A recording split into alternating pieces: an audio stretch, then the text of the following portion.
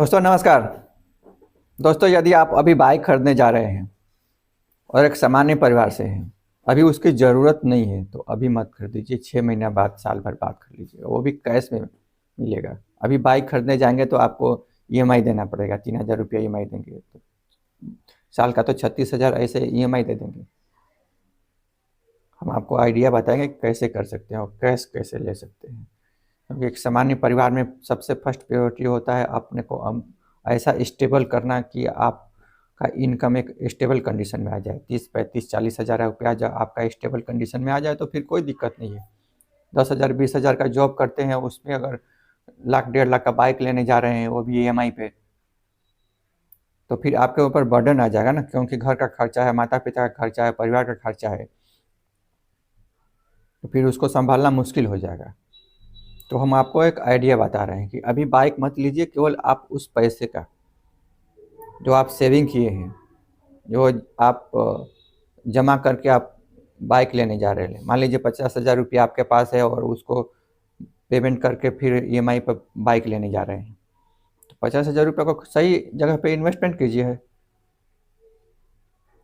तो आपका फ्यूचर भी सिक्योर हो जाएगा।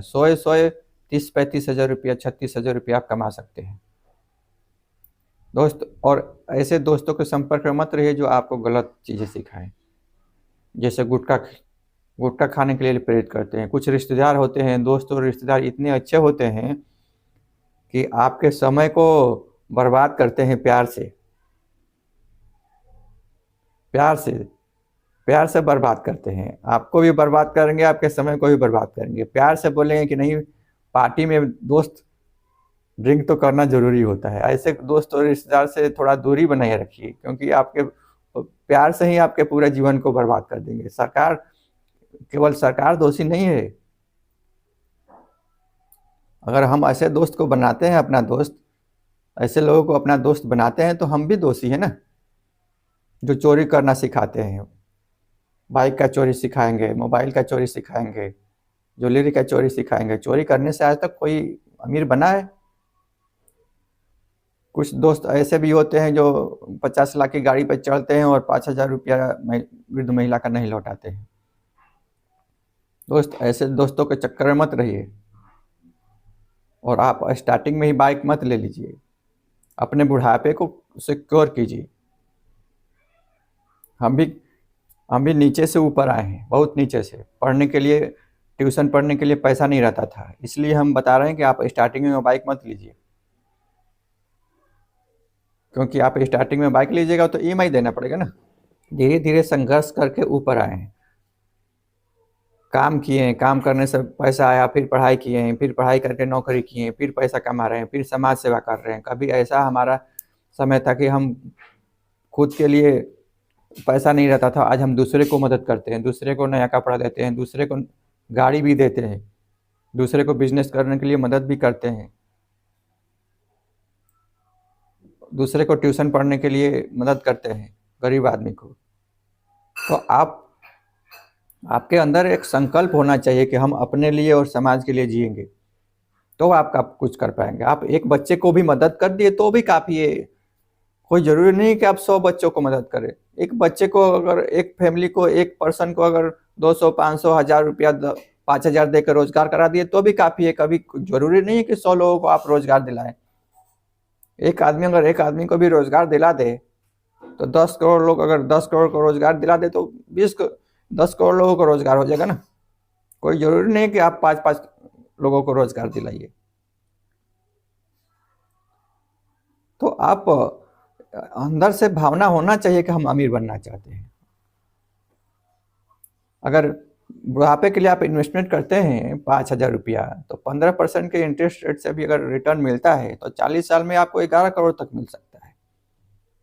11 करोड़ रुपया 60 साल तक रिटायरमेंट में सरकारी नौकरी वाले भी नहीं कमाते हैं। 1 लाख रुपया अगर पेमेंट रहता है तो 60 साल में उनका भी 4 करोड़ 80 लाख ही कमा पाएंगे। मान लीजिए 5 करोड़, मान लीजिए, कोई बात नहीं, 8 करोड़ 10 करोड़, तो लेकिन उनका तो खर्च हो जाएगा ना, और आपका तो 60 साल के बाद मिलेगा। आप उसको फिर इन्वेस्टमेंट कर सकते हैं। अगर 11 करोड़ नहीं मिलेगा तो 8 करोड़ 5 करोड़ तो मिलेगा ना। 5 करोड़ अगर जमा कर दिए तो 3 लाख रुपया महीना पेंशन हो गया, वो बच्चे के बच्चे को ही मिलता रहेगा। और सरकारी नौकरी के बाद फिर वो जीरो आमदनी। और सरकार तो 3 लाख 4 लाख रुपया पेंशन देने वाली नहीं है, और आपको लेकिन बच्चे को भी मिलेगा, आजीवन मिलता रहेगा। और हम मार्केट का एक्सपर्ट नहीं है, जब भी आप इन्वेस्टमेंट करते हैं तो अपने एडवाइजर से सलाह ले करेंगे कीजिए, क्योंकि लाभ और हानि की रिस्पॉन्सिबिलिटी आपकी खुद की होगी। दोस्तों, बाइक लेना कोई बड़ी बात नहीं है। आप उस पैसे का कुछ भी ऐसा सामान ले लिए जिसका एक रेंटल इनकम है। आप सेकेंड हैंड 4 व्हीलर ले सकते हैं, सेकेंड हैंड 3 व्हीलर ले सकते हैं, या आप डीजे बॉक्स ले सकते हैं, या आप सैलून का दुकान खुलवा सकते हैं। ई रिक्शा अगर आप ले लिए तो ई रिक्शा का 300 रुपये किराया आएगा, और 300 किराया आता है तो महीने का 9,000 रुपया।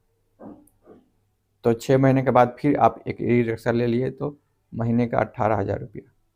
6 महीने पर अगर 1.5-2 साल में 4 ले लिए तो 36,000 रुपया आपका महीना। वो पैसा तो सो आएगा ना, मतलब वो तो रेंटल इनकम है ना, रहे या न रहे आपका घर का खर्चा निकल जाएगा ना। आपका घर का खर्चा कितना रहेगा? एवरेज 15,000 रुपया रहता है। बिजली का खर्च, राशन का खर्च, दवाई का खर्च, घूमने का खर्च, ट्रेवलिंग का खर्च, 15,000 रुपया में आपका खर्च निकल जाएगा। जब आपका खर्च निकल जाएगा तो आपका टेंशन फ्री हो जाएगा। आप सरकारी नौकरी वाले से ज़्यादा कमा सकते हैं। सरकारी नौकरी करने वाले कोई जाके सरकारी ऑफिस में वो क्या करते हैं वो आपको ही पता है, उनको तो खुद को पता नहीं उनका गोल क्या होता है।